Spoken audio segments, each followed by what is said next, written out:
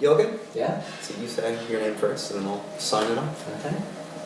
Hi, I'm Ben. And I'm Patty, Whereas It Is, and you're watching our interview here on Music is True.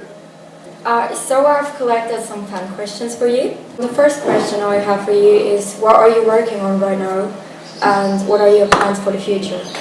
Currently working on getting over my illness. Currently working on eating something that isn't from Burger King or McDonald's every day for breakfast. That'd be nice. Mostly we're on tour. We just put our second record out a little over a month ago now. Yeah.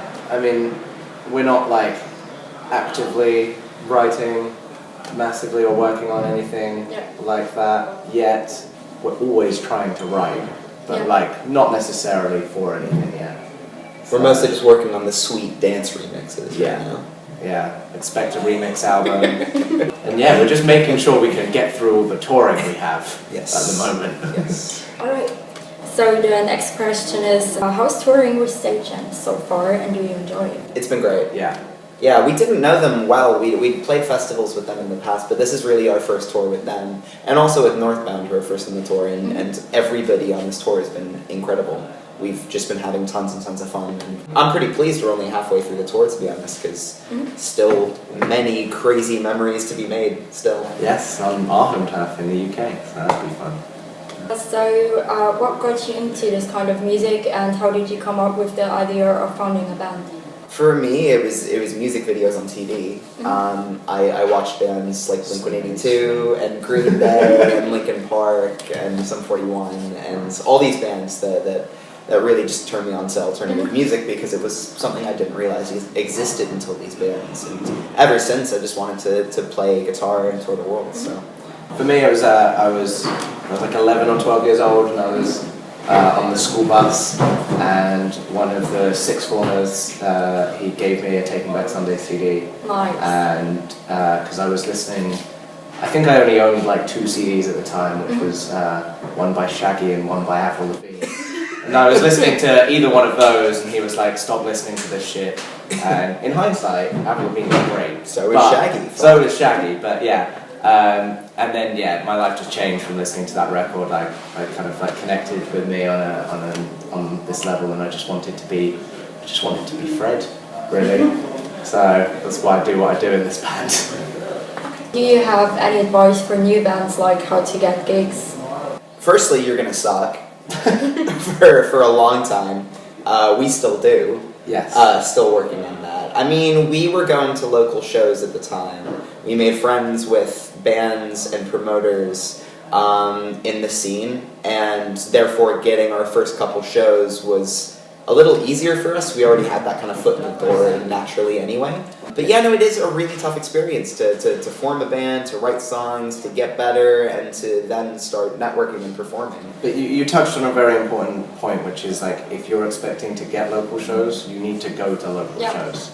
You can't just be like, oh, well, I don't go to see any other bands, so why is no one coming to see my band? So you have to connect with the people. Oh, yeah, 100%. And we still played, even though we were doing all of that and we were playing local shows as often as we could, we were still playing shows to no one for near to 2 years. So it took a while for us to kind of get out of Brighton and London. Just a lot of perseverance, really. Okay. So do you have any personal favorite songs of your new album, Okay? A favorite of mine is Hey Rachel. I think it is probably my favorite song on the record because it's just Right. so personal to me. And it was so cathartic, so therapeutic to write. And I don't know, it was the first song we wrote for the record, so we were all kind of on the same page that we wanted to push ourselves lyrically to be more honest and to be more vulnerable. So I kind of just left myself nowhere to hide. It was like, if the first song is this honest, then every song has to be this honest, for me at least. So that's why it was so kind of different to write and really, really special. Yeah, for the same reason, like Austin is probably one of my favorites on that record, just because the urgency that it was kind of written with in the studio, lyrically, and again it being very personal about my grandfather.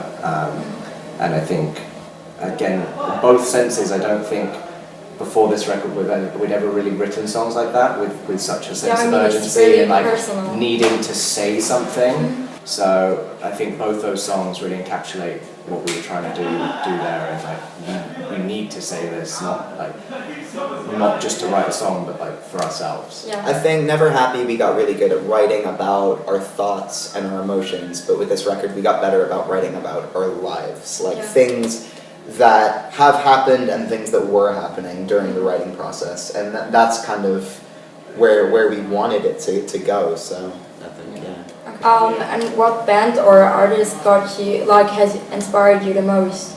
A huge one for me, and he's in no way related to the kind of music we play, is Owl City.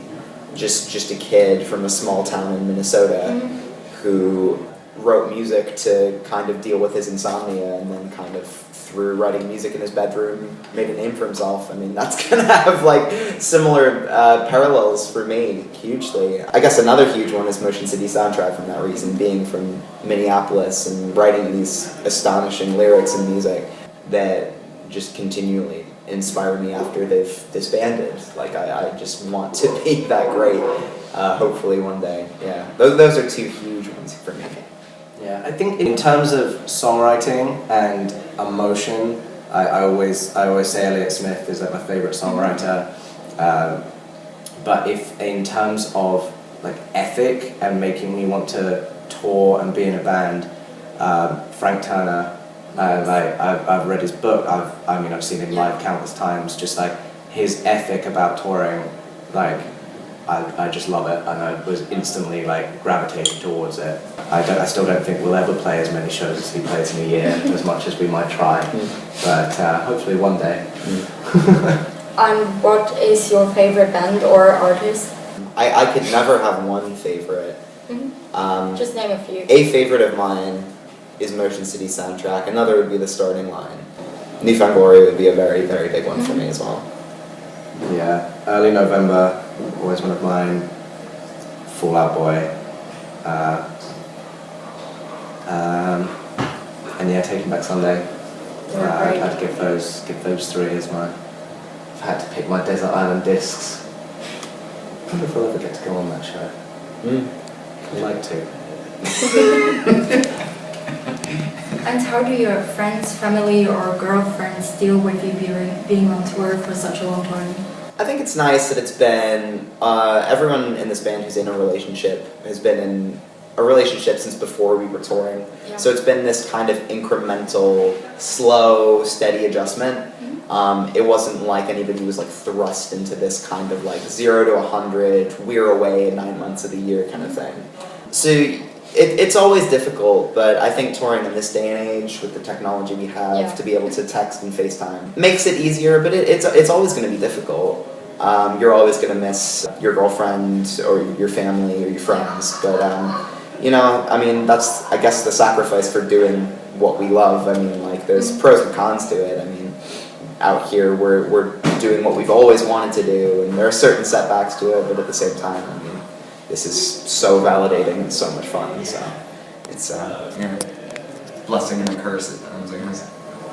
I think it's like, it's made easier, but like pretty much all my girlfriends or wife are like kind of also pursuing what they want to do. So it's like, it's not like they're at home just not enjoying what they're doing, and that like we're both out doing kind of what we want to do and trying to pursue a career in what we respectively want to do, and that always makes it easier. But yeah, like Patty said, like, I mean, me and my wife met at our second ever show. Crazy. And I think that might have been the show that Andy met his girlfriend as well.